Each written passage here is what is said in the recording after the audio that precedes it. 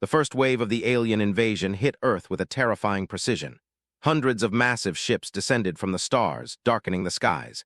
Alien forces landed with military might, their advanced technology rendering Earth's defense systems useless. The invaders believed Earth would fall in a matter of days. They expected a planet of primitive, disorganized people, easily crushed under the weight of their superior power. But they were wrong. Very wrong. In the moments following the initial bombardment, the world went into chaos. Governments fell, cities were shattered, and humanity's great military power seemed to disintegrate under the weight of the oncoming storm. But humanity had one thing that the invaders hadn't anticipated, something the aliens never saw coming, something that no weapon or technology could defeat: the human spirit. While the alien forces marched forward, expecting to see Earth's defenses crumble in the face of their overwhelming might, something strange began to happen. They quickly discovered that Earth's underdogs, the forgotten, the overlooked, the outcasts, were not as powerless as they thought. They had been ignored by the galaxy for eons, seen as nothing more than a small, insignificant species on a backwater planet. But these underdogs were the heart of humanity, and they had the will to fight back like no other species in the universe. The first sign of resistance came not from the major military forces of Earth, but from a small, ragtag group of civilians. Ordinary people who had no formal military training, but who knew their homes were under threat, rallied together in makeshift groups to defend their land.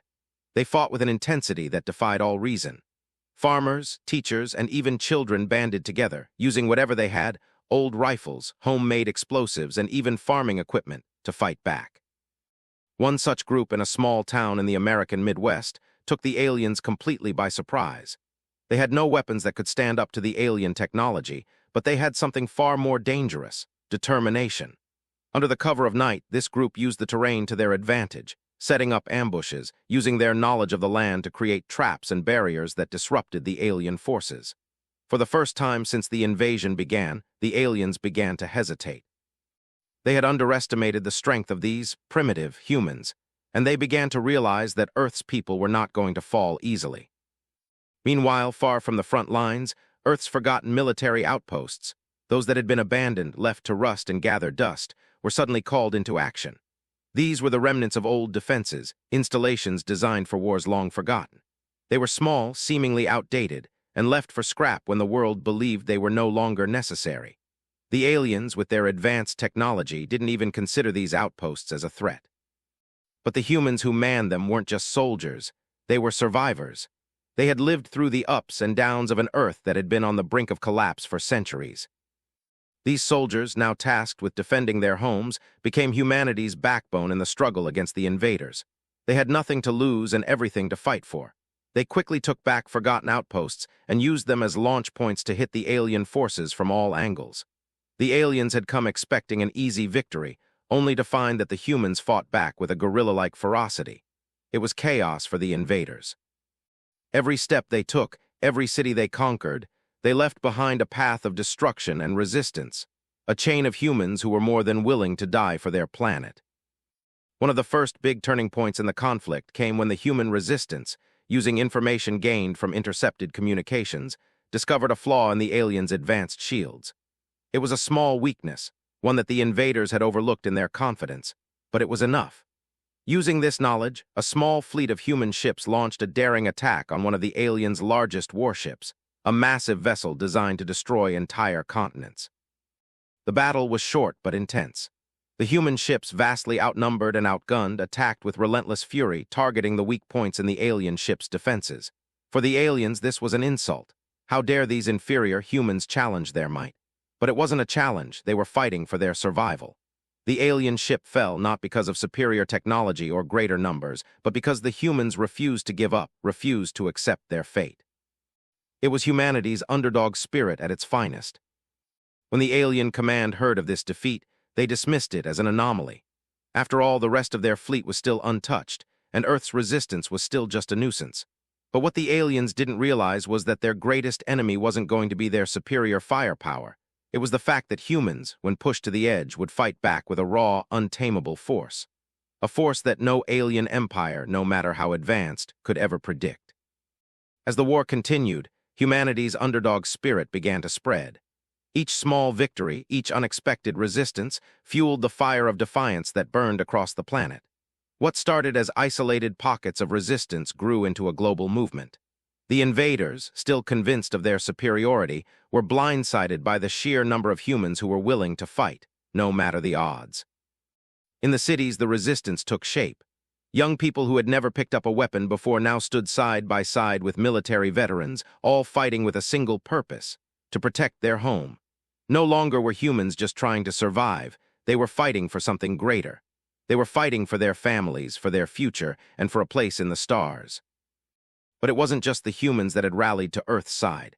As the resistance grew, so too did their alliances. The galaxy, once indifferent to Earth, began to notice what was happening. Rebel factions from oppressed planets, who had long been under the heel of the alien empire, saw the potential of humanity's fight. They too had been underestimated, ignored by the galactic powers, just as Earth had been. Now they saw an opportunity to take back their freedom.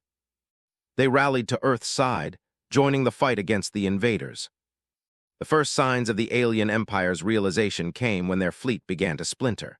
What had once been a unified force now turned into a fractured group of ships. The aliens, used to fighting unopposed, were now facing a war on multiple fronts. The humans, the underdogs of the galaxy, were proving to be more than just a threat. They were the spark that ignited a fire of rebellion across the stars. But even as Earth's resistance grew stronger, the invaders had their own tricks. They sent in their most elite forces, an unstoppable army of genetically engineered warriors designed for one purpose: to wipe out any trace of humanity's fight. These warriors were the aliens' final solution, a force that was supposed to crush the humans once and for all. As the invaders unleashed their final push, humanity's spirit remained unbroken. In the face of overwhelming odds, humans continued to fight back with everything they had. The battle for Earth was far from over, but one thing was clear: humanity had found its strength. They had proven to the galaxy that they were not weak. They were survivors, and no matter how many times the galaxy tried to push them down, they would always rise again. The final assault had begun.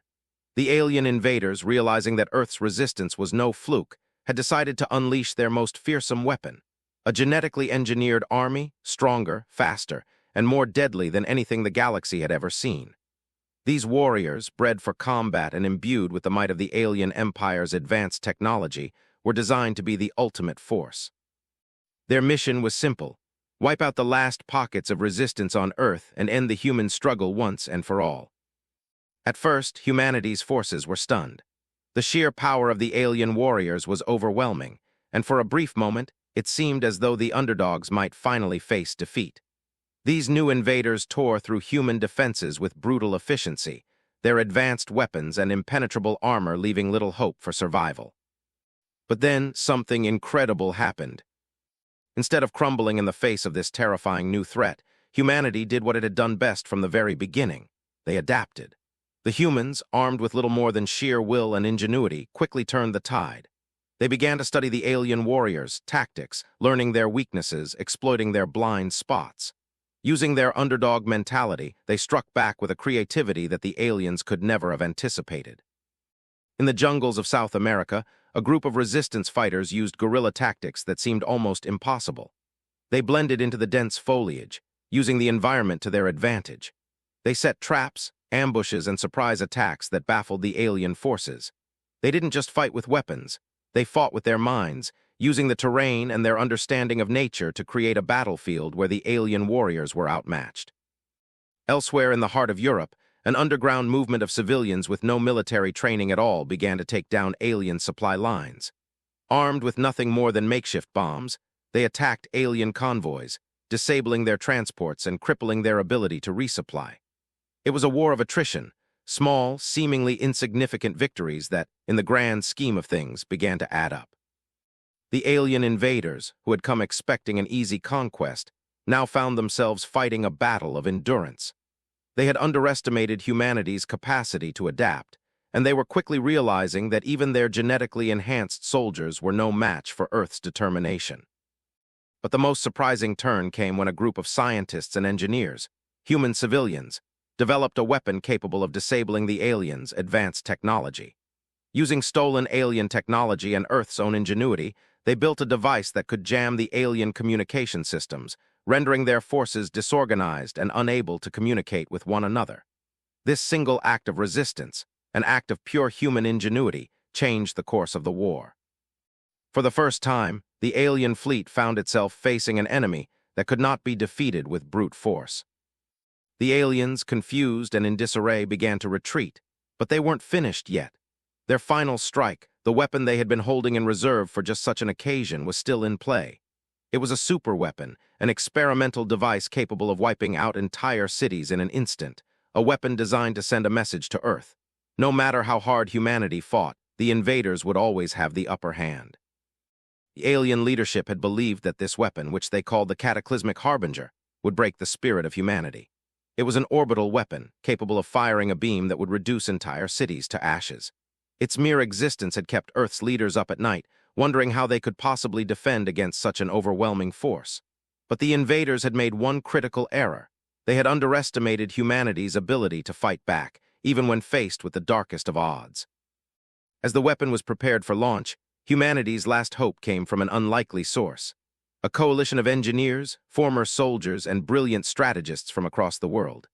They had formed a plan, an audacious, almost impossible plan, that would involve not just taking out the weapon, but taking down the very heart of the alien empire's command structure. This group, composed of some of Earth's finest minds, knew that they would not have the luxury of time. The clock was ticking, and with each passing second, the superweapon moved closer to firing. But they also knew that they had something the invaders did not, an unrelenting drive to survive. With everything on the line, they infiltrated the alien command center, a colossal station orbiting the moon. There, hidden behind layers of alien security and advanced technologies, was the heart of the superweapon, a massive energy core that powered the cataclysmic harbinger. The task was simple in theory: disable the core before it could fire. But nothing was simple when dealing with alien technology. The core was protected by an array of traps, drones, and sentient defenses that had been designed to prevent any sabotage. For Earth's fighters, this mission was not just about survival. It was about sending a message to the invaders. Humanity would never surrender, never bow to tyranny. Inside the command center, chaos ensued. As the team made their way through the heavily fortified structure, they found themselves faced with relentless alien warriors who seemed to appear from nowhere. Yet each time they were pushed to the brink, they fought back, refusing to give up. It wasn't just about stopping the weapon anymore. It was about proving that no matter how hopeless it seemed, humanity would never be crushed. Finally, they reached the core, but the aliens had anticipated this final move. As they began their work to disable the weapon, the countdown started. The core began to power up, and the station's systems shifted into full lockdown mode. With only seconds to spare, the humans launched their final attack on the core, using a combination of stolen alien weapons and their own ingenuity. The explosion that followed was cataclysmic. But it was a victory. The cataclysmic harbinger was destroyed, and the invaders' greatest weapon was gone. It was a pivotal moment in the war, a moment that would resonate throughout the galaxy. Humanity had faced the darkest hour and come out victorious. The aliens, who had once thought themselves invincible, were forced to retreat, their pride shattered by a species they had dismissed as weak, insignificant. The message was clear: humanity might have been underestimated, but they were never weak. They were survivors, they were fighters, and when the universe came to test them, they would rise again, no matter the odds. The war was not over, but humanity had proven something more important than victory. They had proven that the strength of the human spirit could not be measured by the size of their armies or the power of their weapons. The galaxy would never look at Earth the same way again. And the aliens? They had learned the hard way that when you push humanity to the edge, you ignite something far more dangerous than a fight. You awaken the fury of the underdog. Subscribe for more mind-bending science and epic stories.